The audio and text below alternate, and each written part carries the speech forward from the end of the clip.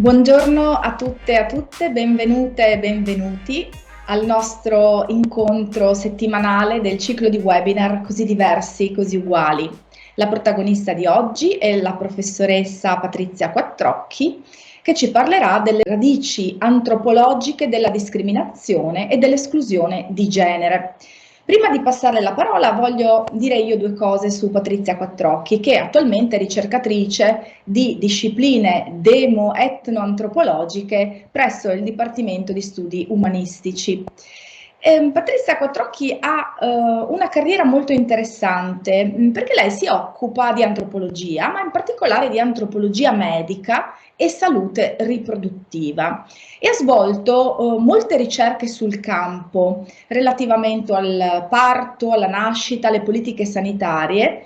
In particolare si è occupata dell'America Latina, in Honduras, in Messico, ha avuto moltissime esperienze, ancora oggi coltiva rapporti con università di quei paesi, è stata anche in Spagna e nei Paesi Bassi, in Argentina anche recentemente ha svolto delle attività.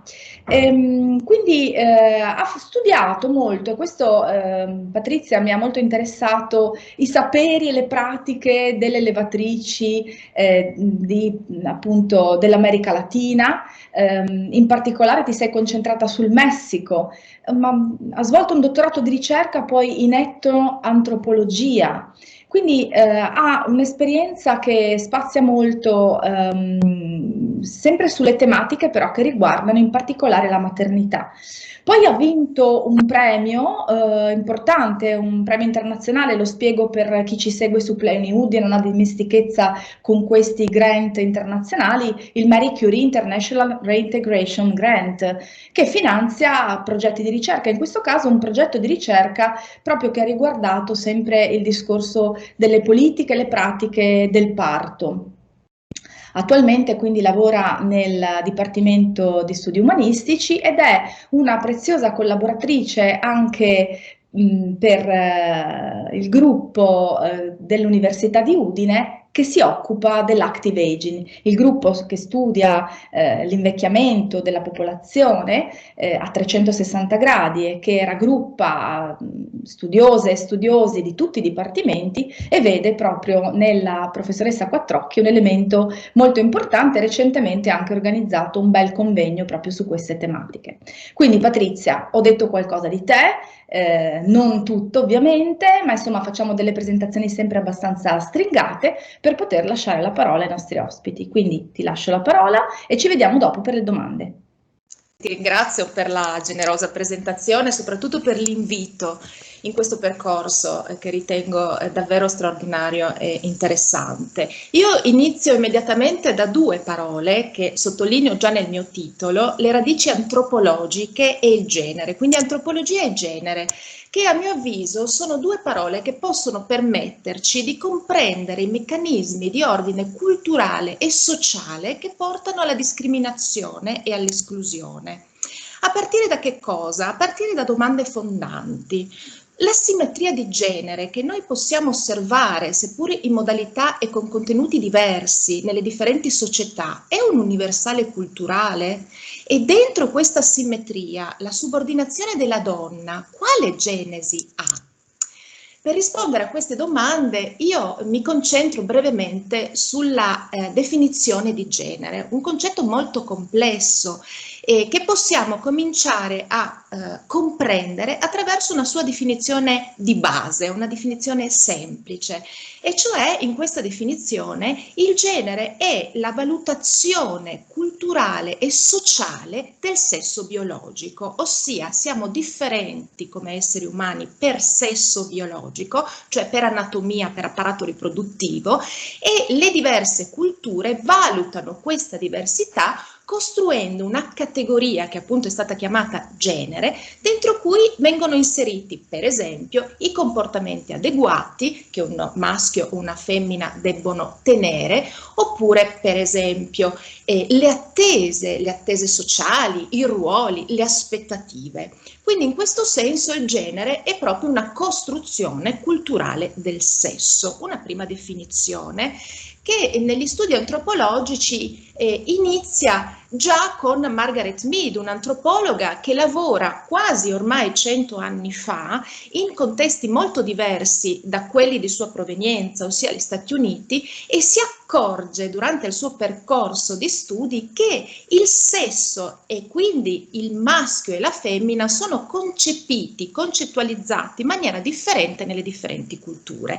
Margaret Mead scrive nel 1935 un testo che è considerato un punto di partenza per chi si occupa di antropologia e genere, che si intitola Sesso e temperamento in tre società primitive, e proprio in tre etnie, in tre gruppi etnici differenti della Nuova Guinea, lei incontra quella che poi chiamerà la costruzione culturale del genere, cioè incontra dei diversi modi di pensare il maschile e il femminile, e in particolare in una di queste etnie, tra gli Arapesh, lei incontra che gli uomini e le donne si comportano sia tra i pari, ma anche nei confronti dei figli e in generale nei rapporti sociali, come in qualche modo le donne nella società statunitense, cioè hanno un atteggiamento morbido, un atteggiamento soave, un atteggiamento gentile, che non è proprio, per quanto riguarda l'elemento maschile, di ciò che si immagina debba essere il maschio nella società appunto di provenienza di Margaret Mead.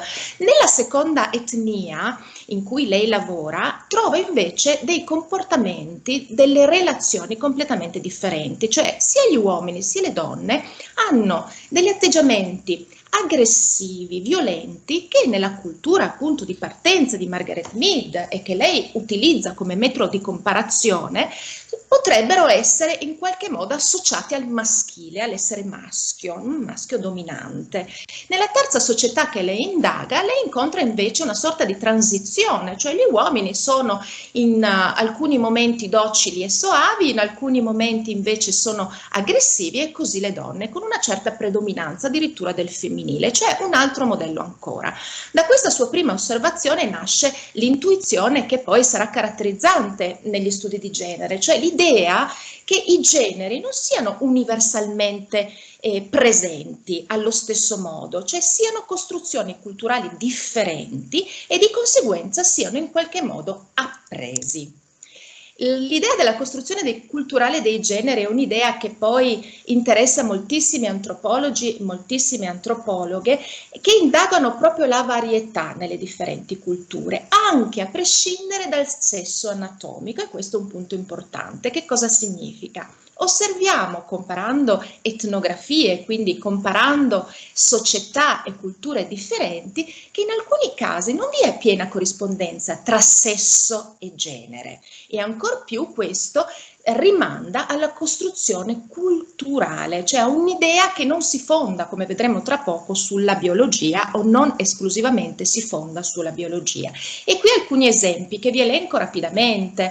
Per esempio, tra gli Inuit dell'America Artica, l'identità sessuale dei bambini non dipende dal sesso anatomico, ma dall'anima nome, cioè da un complesso sistema basato sulla reincarnazione degli antenati, per cui il neonato, il bambino, viene cresciuto fino al momento della pubertà non in relazione al suo sesso anatomico, maschio o femmina, ma in relazione a quella che si ritiene sia l'anima nome reincarnata in quel bambino, che può avere un genere anche differente.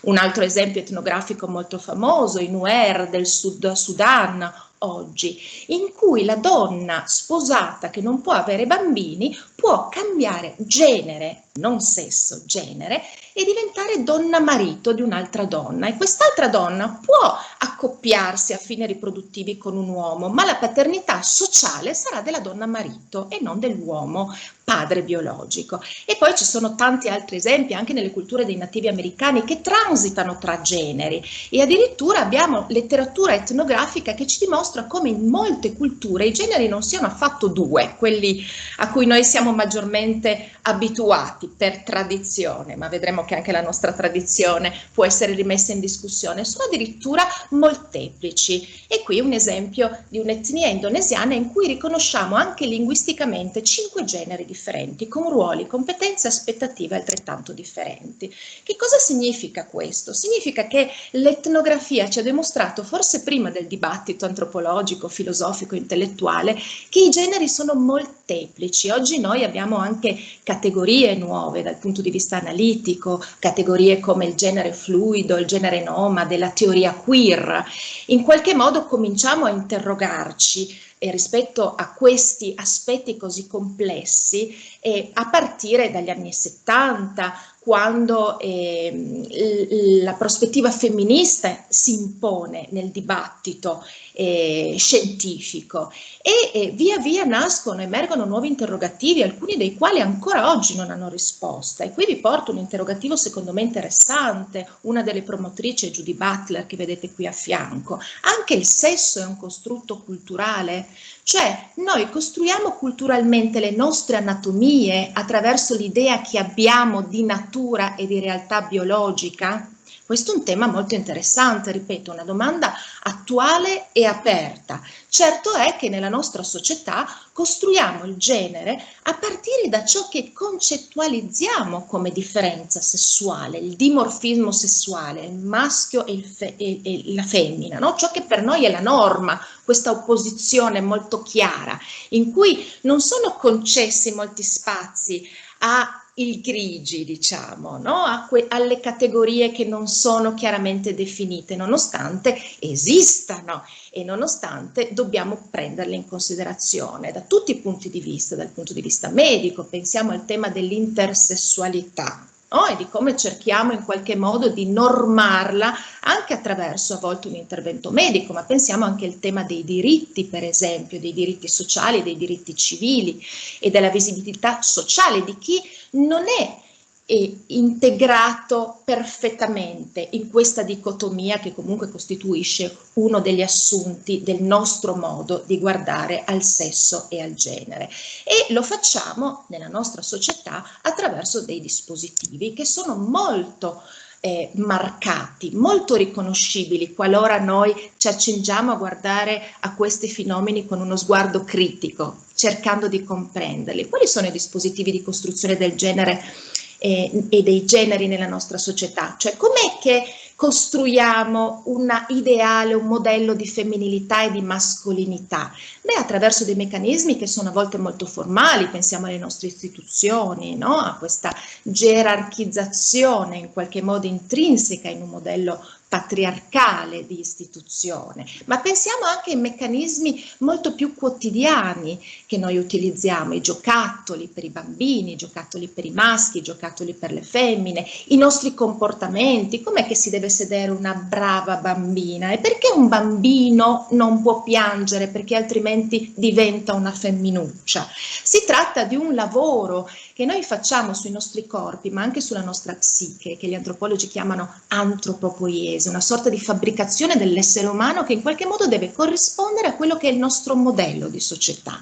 E lo facciamo naturalizzando queste modalità, perché noi non siamo consapevoli di questo, le introiettiamo durante i nostri processi di socializzazione, durante l'infanzia e appunto transitando attraverso l'istituzione educativa, per citarne una. Quello che è interessante è che noi non soltanto naturalizziamo valori, modelli e significati che rimandano all'essere femminile e all'essere maschile, ma introiettiamo anche gerarchie di potere in qualche modo, relazioni che spesso non sono asimmetriche e costruiamo quelli che un sociologo molto importante che si chiama Pierre Bourdieu ha definito gli habitus, cioè degli schemi che sono schemi che ci permettono di pensare ma anche di agire nella nostra quotidianità attraverso i quali noi interpretiamo il mondo e di conseguenza interpretiamo anche gli altri. Guardate questa fotografia, l'ultima, e qui vediamo un'avvenente signorina e alle spalle vediamo un signore un po' più adulto e una serie di libri. Immagino che molti di noi inconsapevolmente pensino che l'avvenente signorina sul davanti sia l'assistente dell'avvocato affermato e non viceversa. Potrebbe essere anche altrimenti, potrebbe essere lui l'assistente di lei, ma il nostro habitus fa sì che noi immaginiamo invece la prima possibilità. Allora, quale genesi ha tutto questo? Questa è la domanda, una domanda alla quale cercheremo di rispondere portando differenti prospettive, perché le risposte sono sempre multiple, non sono mai determinate e mai chiuse. E quindi vi porto qui una prima prospettiva che possiamo definire biologico-cognitiva. Cosa vuol dire biologico-cognitiva? Una prospettiva che si basa sull'osservazione del corpo. Qui vi porto un testo e una fotografia di Françoise Héritier, antropologa francese che si è occupata di queste questioni.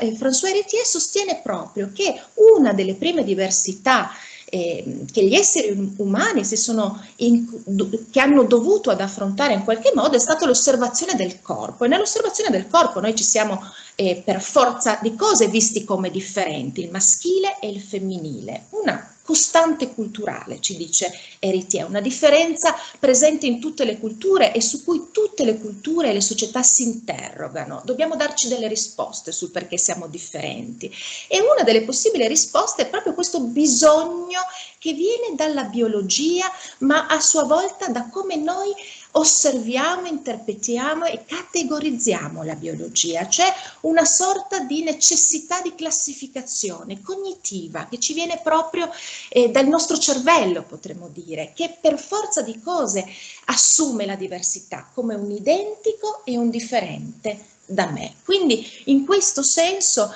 possiamo parlare di una prima ipotesi basata sul presupposto biologico. Siamo differenti, ci osserviamo come differenti e siamo differenti in maniera oppositiva, il maschio e la femmina. Questa differenziazione data in natura, naturale in qualche modo, fondata nella biologia, è sicuramente un dato di partenza, però non spiega la gerarchizzazione, cioè non spiega ciò che in realtà porta all'esclusione di genere, cioè porta un genere in qualche modo ad essere considerato come migliore, superiore rispetto ad un altro. E perché questo? Perché se è pur vero che siamo diversi in quanto maschi e femmine, e quindi è pur vero ed è importante l'osservazione biologica, perché la mascolinità ha spesso nelle differenti culture maggior valore? È questa la domanda. E a questa domanda altre prospettive hanno cercato di dare una risposta. E qui vi riporto rapidamente la prospettiva produttiva, interessata ai rapporti di produzione. Anche questo tipo di prospettiva parte dalla diversità biologica, la diversità dei nostri compiti, ma presuppone che questa diversità abbia comportato nel corso della nostra evoluzione anche dei compiti diversi, quindi corpi diversi che portano dei compiti diversi, come se fossimo la radice della divisione del lavoro in qualche modo. Compiti diversi che hanno a che fare con la produzione, cioè con il sostentamento del gruppo. E che cosa osserviamo secondo questa ipotesi? Se da una parte gli uomini hanno maggiore prestanza fisica, resistenza, peso, eccetera, eccetera, e quindi sono più in grado in qualche modo di produrre ciò che è importante per il sostentamento del gruppo, cioè la caccia dei grandi animali, è vero che la donna, proprio per una prestanza fisica differente, è associata ad altri compiti, per esempio la raccolta. E da una parte quindi abbiamo degli uomini che cacciano grandi animali, che sviluppano tutta una serie di competenze, la difesa del gruppo, di se stessi, la creazione di strumenti, di armi e quindi il manufatto. E dall'altra invece abbiamo delle donne che si occupano di altre attività. Ripeto, una prima origine della divisione del lavoro, ma al contempo anche, questo è il punto che a noi interessa, una prima connotazione culturale, perché in qualche modo, secondo questa prospettiva, emerge l'idea che cacciare sia più importante di raccogliere, perché questo è il punto. Il punto non è facciamo delle cose differenti, il punto è quando noi diamo più valore ad una cosa rispetto ad un'altra. E allora questo cacciare come un fatto più importante per il sostentamento del gruppo rispetto a raccogliere fa sì che anche il cacciatore, cioè colui che cacci, diventi in qualche modo più importante e quindi assuma maggiore valore. Anche in questo caso possiamo ritrovare dei punti deboli, perché noi sappiamo molto bene oggi che anche le donne partecipavano alla caccia e anche alla caccia dei grandi animali. Sappiamo inoltre che la raccolta non è stato un orpello nella nostra evoluzione, ma ha avuto un contributo fondamentale alla sopravvivenza del gruppo, non soltanto in termini nutrizionali, ma anche in termini di sviluppo di abilità e competenze, che anche le donne ovviamente hanno in qualche modo contribuito a creare. Per esempio, penso alle competenze legate alla comunicazione, alla cooperazione, che sono altrettanto fondamentali di quelle relative alla costruzione di un'arma o di uno strumento di difesa. E quindi la devalorizzazione della raccolta rispetto alla caccia, che è un po' il presupposto di questa prospettiva di analisi, per motivi utilitaristici, per motivi prettamente materialistici, forse non soddisfa fino in fondo, anche perché c'è una seconda questione.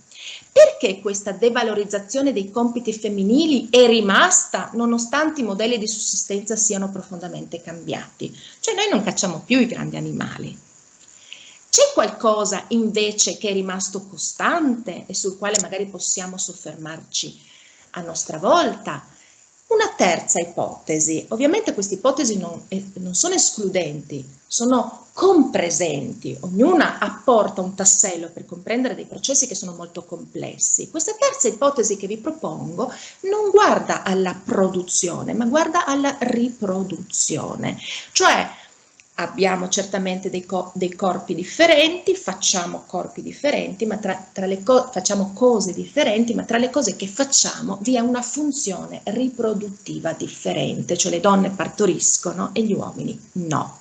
Le donne in qualche modo devono allattare, accudire i loro bambini e sappiamo che il cucciolo di uomo ha bisogno di un lungo accudimento, più lungo rispetto ad altri animali, e gli uomini invece non devono per natura fare questo, e questo comporta una serie di comportamenti, di modelli potremmo dire, che hanno a che fare con tanti aspetti, per esempio con i modelli in qualche modo di costruzione del nostro territorio. Se le donne devono allattare e quindi devono accudire i piccoli, per forza di cose sono più sedentarie in alcuni momenti della loro vita, devono stare ferme, devono fermarsi, al contrario l'uomo che deve in qualche modo difendere, deve procurare il cibo, ha la possibilità di essere più mobile, di spostarsi. Qual è il rischio di questo tipo di prospettiva? Il rischio è di fondare ancora una volta questa diversità nella natura, cioè le donne sono mamme per natura, e non rendersi conto che anche la natura in qualche modo è culturalmente costruita e che questa sorta di fondamento nella natura non può essere inteso come un dato immutabile, un dato statico, un dato che ci caratterizza come donna una volta per tutte e che non ci permette, diciamo così, di fare delle cose. È un rapporto molto complesso, quello tra natura e cultura, che è stato molto indagato dagli antropologi anche nella nostra società, e la nostra società si fonda per certi aspetti in questa dicotomia natura e cultura, è molto preponderante, lo vedremo tra poco. Altre società raccontano la relazione tra natura e cultura in maniera differente, meno oppositiva, ma in questa rappresentazione così fondante sicuramente la cultura è più creativa perché è associata all'idea del fare, del muoversi, dell'agire, dell'essere appunto attivo. In questo senso noi possiamo pensare a quanto queste rappresentazioni, queste costruzioni culturali, direbbe un antropologo, transitino attraverso il tempo e attraverso la storia, perché queste dicotomie tra domestico e pubblico, seppur differenti nei loro contenuti, stiamo parlando di categorie, le categorie vengono riempite di significato nei diversi momenti della storia e nelle differenti società, ancora persistono, anche nel nostro immaginario contemporaneo. Allora qual è il punto? Il punto è dove ci portino queste rappresentazioni e quale sia, diciamo così, il nocciolo duro nel quale incidono, nel quale in qualche modo costruiscono valori e significati condivisi. La rappresentazione della donna come associata alla natura e dell'uomo come associato alla cultura è assolutamente presente nella nostra società. Potremmo pensare alla filosofia, alla letteratura, alla storia, anche alla medicina, come vedremo tra poco, quanto questa rappresentazione sia fondante e sia però al tempo stesso complessa, complicata, perché la madre è natura, quindi è benigna, ma è anche matrigna. La donna è sicuramente un valore, ma è anche ambiguità, è anche pericolosità, cioè qualcosa che sfugge, perché la natura sfugge al controllo umano, la natura sfugge alla cultura costantemente. Le culture hanno una preoccupazione quasi ossessiva per il controllo della natura, no? In questi termini, e quindi la donna natura è donna ambigua, è donna pericolosa, è donna selvaggia, è donna irrazionale. Pensiamo a come si costruisca un'idea di donna rispetto a queste rappresentazioni, no? La donna deviante, la strega, la levatrice. La professoressa Fili ha accennato al mio lavoro con le levatrici. Le levatrici sono donne devianti, sono donne che possono fare cose che le altre donne non possono fare, che sfuggono al controllo maschile, che sono a contatto con elementi, con il sangue mestruale, con il sangue del parto, che sono elementi simbolicamente maschili nelle differenti culture. Quindi sono donne che in qualche modo non permettono il controllo, sfuggono da questo controllo, e il controllo delle donne da questo punto di vista è una costante nella nostra società e in altre, che possiamo analizzare in varie vertenze. Pensiamo per esempio alla costruzione della donna isterica, no? Nell'Ottocento, anche nel discorso medico-scientifico. Dunque questa idea che in qualche modo questa donna sfuggente, ambigua, a volte madre, ma a volte matrigna, quindi pericolosa, debba essere controllata, debba essere addomesticata. Addomesticata da chi?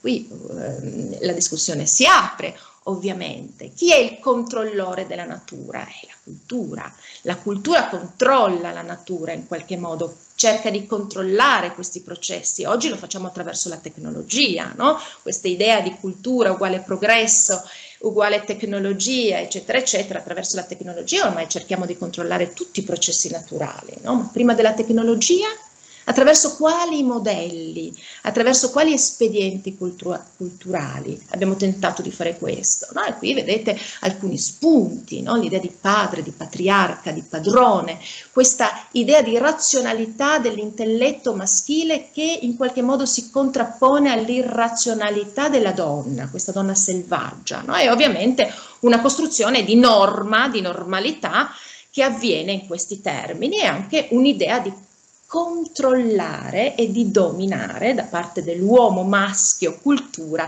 la donna femmina natura. E da questo punto di vista gli studi di genere, soprattutto a partire dagli anni 70 e anche grazie alla prospettiva femminista, hanno contribuito sicuramente a comprendere un processo così complicato, come abbiamo detto, e hanno posto l'attenzione proprio sul controllo della donna, non quanto essere differente da me, ma in quanto essere che dà la vita. Quindi il controllo della donna come controllo della prole e di conseguenza della discendenza del gruppo. In questo senso forse possiamo trovare una delle possibili risposte alla valenza differenziale dei sessi, quindi questo controllo della paternità che noi possiamo fare in termini tecnologici. Da pochissimo tempo i padri possono essere sicuri di essere padri attraverso la tecnologia, ma nel corso della nostra storia come in qualche modo abbiamo cercato di controllare la precarietà della paternità. Questa è una questione effettivamente universale su cui gli antropologi hanno lavorato tanto. Qui vedete la fotografia di un grande antropologo francese, Claude Lévi-Strauss, che si è interessato a questi aspetti, andando a cercare proprio gli universali culturali e trovandoli nei sistemi che poi in qualche modo diventano i sistemi matrimoniali, le regole di matrimonio, che sono scambi tra donne in realtà, e sono scambi tra donne che poi ci permettono di costruire le nostre regole residenziali, che non appartengono solo ai popoli altri. Anche noi abbiamo delle regole più o meno prescrittive di cui a volte non ci rendiamo conto per scegliere il nostro partner o per non avere relazioni per esempio con alcuni piuttosto che altri. E qui cito la proibizione dell'incesto, che è una sorta di universale culturale, no? Seppur con contenuti differenti, tutte le culture in qualche modo vietano la relazione sessuale con alcuni che sono considerati parenti o parenti prossimi, no? Nel nostro caso per esempio con i figli e così via, no? Allora questa preoccupazione universale è una chiave interessante per comprendere non soltanto che tutte le culture si interrogano sulla diversità. Questa diversità viene valorizzata ed è questo il punto. Il punto non è siamo differenti, perché è ovvio che siamo differenti, ma non è nella natura o nella costruzione che noi facciamo dell'idea di natura che dobbiamo trovare l'unica risposta alla gerarchizzazione e all'esclusione, è nel valore che diamo a questa diversità, cioè il valore, cioè l'attribuzione di senso e l'insieme di rappresentazioni di simboli che noi costruiamo, che produce gerarchia e che fa sì che un genere sia in qualche modo posto in relazione subordinata rispetto ad un altro genere, in una metafora che potrebbe essere associata alla scala, come vedete in questa diapositiva. Quindi il punto non è l'osservazione del corpo in sé e della diversità biologica in sé, non è nemmeno forse nel rendersi conto che abbiamo compiti diversi e abbiamo anche funzioni, se vogliamo usare questa parola, differenti, no? Rispetto alla riproduzione, ma è il tema del perché il dare la vita preoccupa culturalmente e chi è preoccupato culturalmente. Rispondere a questa domanda forse ci permette di comprendere meglio questi meccanismi di esclusione, perché è preoccupato culturalmente nella maggioranza delle società in modalità diversa chi la vita non la può dare, almeno per ora. E questi meccanismi portano all'esclusione attraverso dei dispositivi che sono a volte molto espliciti. Abbiamo società e culture in cui l'esclusione, per esempio, della donna è molto chiara, no? A livello normativo, a livello sociale e così via. Ma abbiamo meccanismi che sono molto più sottili a volte, che sono veramente trasversali alle culture, in senso così molto con la C maiuscola di questo termine, ai sistemi di pensiero, ai sistemi ideologici, ai sistemi religiosi, eccetera, e sono meccanismi che in qualche modo sottolineano questa diversità e sottolineano il punto di vista di chi poi costruisce la norma senza che ce ne rendiamo conto, no? Perché siamo ancora e sempre dentro quelle introiezioni di modelli culturali che avvengono naturalizzando i nostri valori. Allora in questo senso vi vorrei far riflettere su queste due fotografie, su queste tre fotografie. Le ultime due, perché non ci scandalizziamo socialmente rispetto a un seno nudo in una spiaggia e perché invece un seno nudo di una mamma che nutre il suo bambino in un luogo pubblico dà fastidio o dà fastidio a qualcuno? Sono queste le domande che dobbiamo porci oggi, perché il controllo e l'esclusione a volte transita proprio attraverso il simbolico, è il simbolico quello che in qualche modo mette in atto questo genere di processi. Il simbolico oggi nella nostra società, non vale per tutte ovviamente, transita attraverso significati che hanno a che fare con la mercificazione del corpo, con questo corpo oggetto di consumo e di desiderio di chi però. E chiudo portando una rapida riflessione anche nei confronti di saperi che noi spesso concettualizziamo come saperi oggettivi, come saperi molto lontani da tutto ciò di cui abbiamo parlato, le rappresentazioni, i simboli, i significati. Per esempio il sapere scientifico. In realtà quello che noi possiamo osservare analizzando il sapere scientifico è che anche questo sapere è intriso di rappresentazioni culturali. Non è così oggettivo come narriamo. E qui vi porto un esempio di un antropologo americana che molto si è occupata di questo, si è occupata di stereotipi di genere nel linguaggio scientifico e in particolare nel linguaggio della biologia che si occupa di riproduzione e ha scoperto come esistano nei testi, per esempio, di anatomia, metafore, rappresentazioni culturali che guarda caso rimandano proprio a quell'idea di cui abbiamo parlato prima, quest'idea di donna passiva, quest'idea di uomo attivo, per cui ciò che riguarda l'uomo è descritto in un certo modo, come se fosse il processo più entusiasmante del mondo, questo sperma, milioni di spermi attivi che si muovono entusiasti del loro percorso, e una donna che viene descritta nei propri processi riproduttivi come passiva, come un processo che comunque è perdita, è negativo. Pensate a come immaginiamo le mestruazioni, per esempio, no? Pensiamo a come immaginiamo tutto il processo riproduttivo. E ripeto, qui stiamo parlando di linguaggio scientifico, non stiamo parlando di antropologia. Sono rappresentazioni molto profonde, molto presenti nella nostra cultura medica. Qui cito Ippocrate, Galenico, Aristotele. Potremmo veramente ritrovare dei punti importanti per ricostruire questo percorso. Qual è il contributo dell'antropologia? E con questo chiudo. Il contributo dell'antropologia è proprio quello, a mio avviso, di decostruire questi processi, cioè di renderli espliciti, di farci in qualche modo rendere consapevoli di questi aspetti, di queste rappresentazioni, mostrando innanzitutto che cosa? La non universalità. Non è universale la dicotomia di cui abbiamo parlato, perché altre società si rapportano, come abbiamo detto, in altro modo, ma è interessante comprendere che cosa significhino nella nostra società, con l'idea che possiamo studiare anche noi stessi, come studiamo gli altri. E poi la molteplicità, cioè la culturalità dei generi. I generi sono molteplici, infinite modalità, infinite categorie, e in questo senso un messaggio positivo, perché se la culturalità è precarietà da un certo punto di vista, non è biologia, non è staticità, non è un qualche cosa che concepiamo come reale, organico, che è lì, ma è qualcosa che cambia, allora il cambiamento è possibile. Il cambiamento è possibile proprio all'interno della cultura, cioè di come attraverso la cultura possiamo addirittura plasmare la nostra natura. Cambiando che cosa? Ultima diapositiva, cambiando innanzitutto i nostri dispositivi di costruzione del genere di cui abbiamo parlato e legittimando questa fotografia. Un bambino può esprimersi in modalità che non necessariamente devono essere connotate secondo il concetto di genere.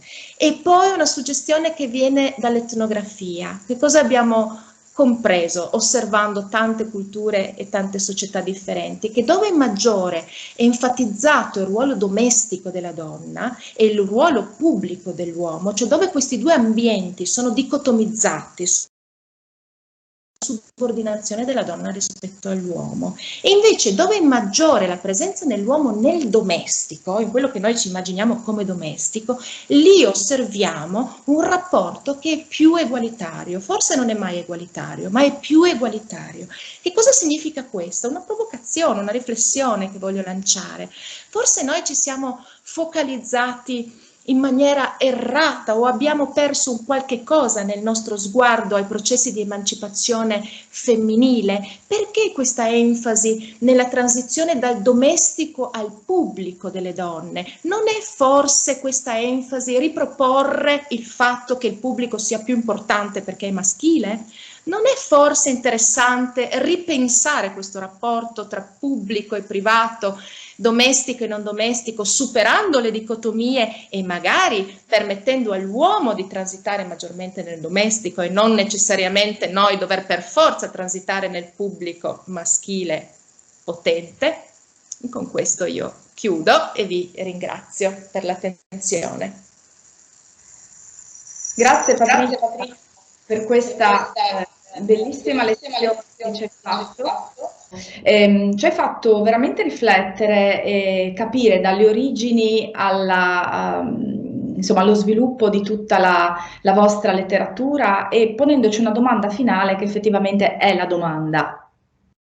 È la domanda e su questo devo dire anche il mondo giuridico comunque si sta interrogando, perché in particolare ragionando, non so, penso alle tutele per i genitori, si è passati da una logica di tutele della maternità a comunque un'estensione, un tentativo di estensione alla genitorialità, in una logica di valorizzazione della figura paterna nella famiglia per due motivi, cioè da un lato per riuscire a liberare in qualche modo il lavoro femminile e dal mondo del domestico e di questo lavoro di cura che sembra essere soltanto appunto delle donne e riportare le donne prima nel mondo produttivo, ma dall'altro lato la logica è stata anche quella di coinvolgere maggiormente i padri in modo che oggi è tra l'altro la giornata della festa del papà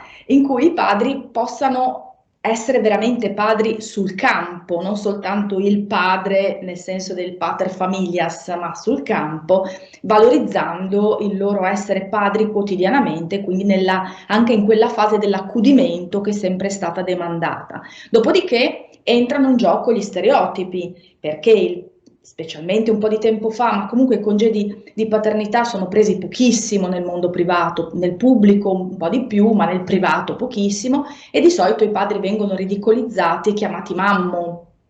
Già il fatto di usare il termine mammo significa non riconoscere la figura del padre che accudisce, ma soltanto del padre capofamiglia o padrone, no? Quindi in una logica molto arcaica, quindi è veramente difficile, è positivo, no? Quello che tu dici, l'idea del cambiamento, ma è veramente difficile, una cosa lunga il cambiamento, perché adesso appunto gli strumenti in realtà per i padri ci sono anche di occuparsi dei figli, ma vengono usati poco.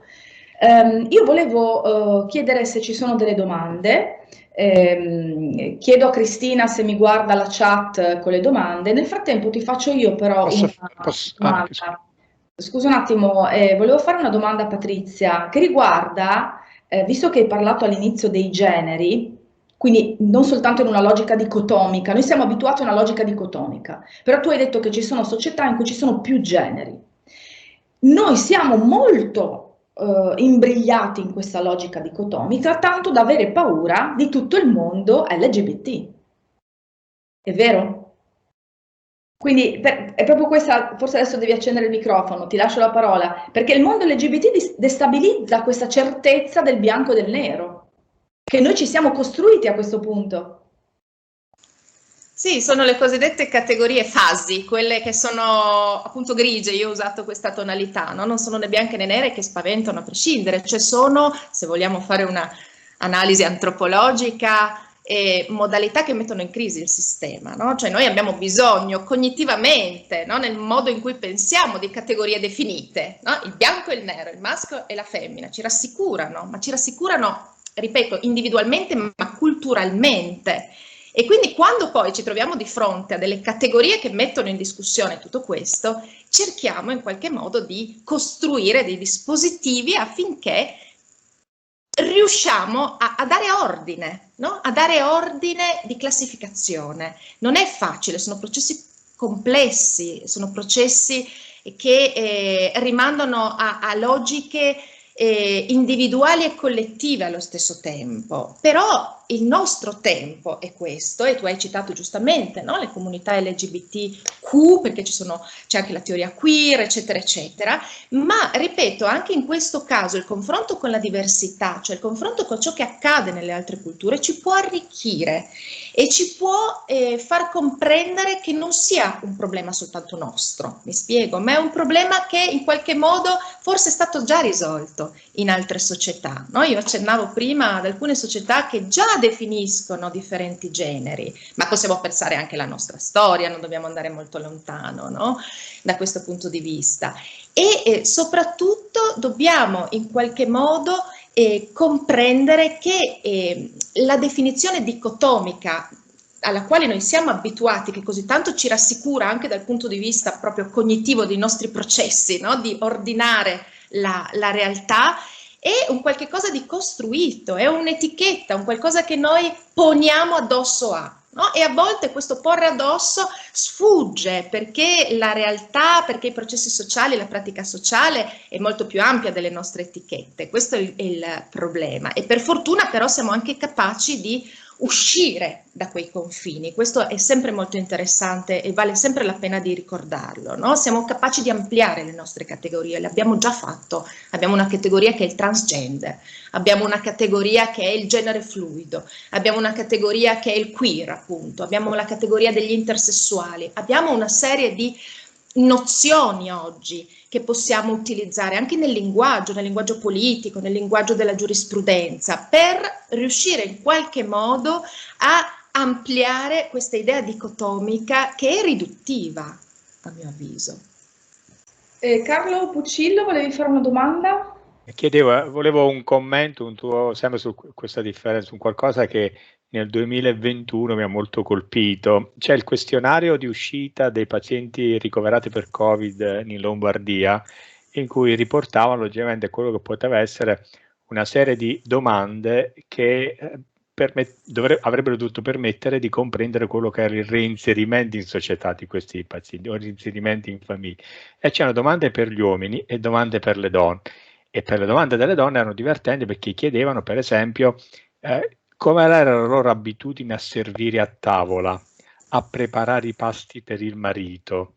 Che io, tra virgolette, l'ho letto, se volete vi giro questo forum perché è qualcosa di esilarante, ma soprattutto perché viene da un'istituzione pubblica, non viene da un pater famiglia che vuole la donna di nuovo a casa a pulire, a cucinare. Quindi io volevo un piccolo commento su qualcosa che si collega a quello che tu hai detto, ma che secondo me riporta un attimo più indietro rispetto alla tua presentazione il contenuto di quello che c'è nel forno.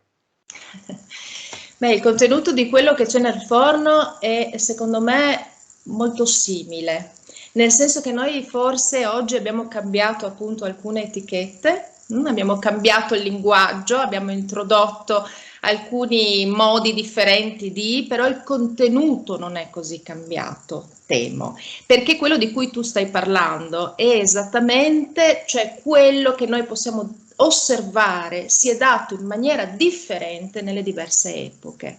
Cioè non siamo così lontani dalle rappresentazioni aristoteliche, mi spiego, e purtroppo sono profondamente presenti nella nostra società contemporanea e incidono. Il tema è quanto ne siamo consapevoli, però incidono nei modelli educativi, nella scuola. Io avevo una diapositiva che ho così velocemente presentato di un testo delle scuole elementari in cui la mamma cucina, la mamma lava i piatti e il papà legge. Cioè è questo che c'è nella nostra contemporaneità, quindi a me non sorprende quello che tu dici, non conosco il questionario e mi farebbe molto piacere leggerlo perché te lo invierò, è un materiale di lavoro, perché... certamente, è un materiale di lavoro, ma è esattamente ciò che noi siamo. Sì, ma il divertente è che c'è l'asterisco e nella parte finale ci sono domande a cui devono rispondere soltanto le donne, quindi escludono anche quello del concetto che tu dicevi del mammo. Cioè non era proprio minimamente conteggiato. A casa mia io cucino, lavo, stiro, faccio tutto, non è quello il problema e non me ne vergogno. Il problema è notare in un questionario pubblico somministrato a persone che hanno sofferto e che sono uscite questa discriminazione con l'asterisco. Ed è anche vero quello che tu dici, perché quando ero all'elementare, essendo un attimo più giovane di voi, ai miei tempi si diceva metti i verbi, le azioni che fa la mamma e il papà. E la mamma cuce, stira, lava, il papà legge, lavora. Sì, vero. C'è una domanda che viene da Armando Moscatelli. Dice: temo che lo scarso utilizzo delle risorse a favore della paternità sia legato a costrutti culturali, supportati da ricorrenti narrative anche femminili, ben più forti delle norme vigenti. Sì, penso anch'io. Cosa dici, Patrizia? Tutto questo ovviamente sì, è chiaro. Sì, ne abbiamo già parlato diverse volte, no? In alcuni casi noi abbiamo la possibilità di fare alcune cose, la normativa ci offre questa possibilità in questo esempio, ma è il modello culturale che deve cambiare, altrimenti la normativa non è accolta, non è socialmente visibile, non è considerata importante, è ovvio. E nel cambiamento siamo tutti coinvolti, non è un cambiamento della donna, dell'uomo, è un cambiamento di società, del modo in cui le società costruiscono se stesse e i loro rapporti, i rapporti all'interno degli individui. Io per puro scrupolo sono andato a vedere se adesso è ancora presente nella pubblica amministrazione del MIUR, del Ministero dell'Istruzione, la modulistica come quando l'ho dovuta usare 20 anni fa, in cui 20 anni, scusate, 17, perché quando col primo figlio non c'era ancora la possibilità per noi padri di prendere aspettativa, in cui l'aspettativa per me è subordinata al nulla osta da parte della madre. Dipende di che cosa stiamo parlando, comunque ok, è un po' più complicato, sì. Però io la posso prendere, no, al di là dell'obbligatorio, è ovvio, al di là dell'obbligatorio c'è quella facoltativa per giunta senza retribuzione subordinata al parere favorevole della madre del minore. Sì, da un punto di vista così di un'analisi sociale, antropologico, questo ancora una volta marca il fatto che noi riteniamo che siano le donne a doversi accudire dei bambini, no? E delle bambine. È un altro modo per rimarcare e riprendere lo stesso tipo di contenuto. C'è una mano alzata, chi è che vuole fare la domanda? Sono Giulia Golinelli. Volevo chiedere, questi retaggi culturali, nella religione sono ancora estremamente presenti, se vediamo anche le ultime esternazioni, non è la parola giusta, ma gli ultimi messaggi del Papa Francesco. Cosa ne pensa? Beh, dovremmo cominciare a sviscerare meglio anche nel dibattito pubblico il tema del patriarcato, nel senso, al di là dei dibattiti scientifici, femministi o meno, la questione di come siano costruite le nostre istituzioni, con che tipo di sguardo, con che tipo di gerarchie interessa lo Stato, interessa la scuola, interessa il sistema religioso qualunque sia, cioè sono aspetti trasversali che a mio avviso dovrebbero proprio essere analizzati, ma anche nel dibattito pubblico, non soltanto nel dibattito specialistico. Certo è che alcuni sistemi religiosi, non tutti, alcune religioni hanno in qualche modo sottolineato la diversità, no? Tra maschile e femminile, e certo è che lì un'analisi di come l'idea del padre, no? E quindi il fondamento della gerarchia in termini maschili in qualche modo sia nata, sia costruita e sia continuamente legittimata anche nelle espressioni religiose contemporanee, nelle modalità più diverse, possiamo pensare a religioni monoteiste ma anche a religioni non monoteiste, è un tema veramente interessante e importante. Assolutamente. Allo stesso tempo però sottolineo, per rimanere nella contemporaneità di quello che sentiamo e leggiamo, che alcune figure così importanti dal punto di vista del valore, dell'autorità di ciò che dicono, in qualche momento ci sorprendono. Per esempio, io ho accennato brevemente al tema dell'allattamento in ambiente pubblico, che è un tema per me interessante perché mostra come appunto tutta una serie di stereotipi, di modelli, di femminilità, di mascolinità siano messi in gioco e come dire, tematiche che in qualche modo noi riconduciamo a momenti precisi della vita di una donna, di una famiglia, eccetera, invece parlino di significati sociali, collettivi, che sono onnipresenti in quanto esseri viventi. Allora ricordo che poco tempo fa è proprio stato il Papa attuale a invitare le donne a partorire nei luoghi pubblici, a invitare le donne a partorire, no scusate, non a partorire, ad allattare nei luoghi pubblici, ad allattare nelle chiese. Cioè l'attenzione deve essere sempre, secondo me, a 360 gradi. Cioè dobbiamo comprendere la complessità di questi processi e quindi in qualche modo anche dentro una struttura che sicuramente è patriarcale, gerarchizzata, eccetera, eccetera, possiamo trovare degli spunti per ampliare quelle famose categorie a cui prima facevo riferimento. E mi sembra un esempio interessante. E al contempo mi sembra un esempio, con questo chiudo, che ci fa riflettere su quanto dobbiamo ancora lavorare. Patrizia, grazie davvero perché ci hai dato degli spunti di riflessione importanti, posto delle domande, come hai detto tu, l'importante è fare delle scelte con consapevolezza, anche con la consapevolezza che quando scegliamo anche perché abbiamo indossato degli occhiali e quindi vediamo le cose in un certo modo. Quindi grazie ancora alla professoressa Patrizia Quattrocchi per questo bellissimo talk e io ringrazio tutte le persone online e vi do appuntamento la prossima settimana perché venerdì 26 marzo avremo un altro talk molto interessante e sfizioso e che si riconnette secondo me benissimo con quanto detto dalla professoressa Quattrocchi anche per un discorso di diciamo vicinanza per materia, cioè avremo il professor Nicola Gasbarro che ci parlerà delle differenze naturali e uguaglianze culturali, proprio parlando di antropologia, quindi per una antropologia della compatibilità. E allora io vi ringrazio tutte le persone online e ci vediamo su Play Hollywood, quindi non dimenticatevi che potete rivedere ogni puntata su Play Hollywood. Un caro saluto a tutte e a tutti, arrivederci. Grazie molte.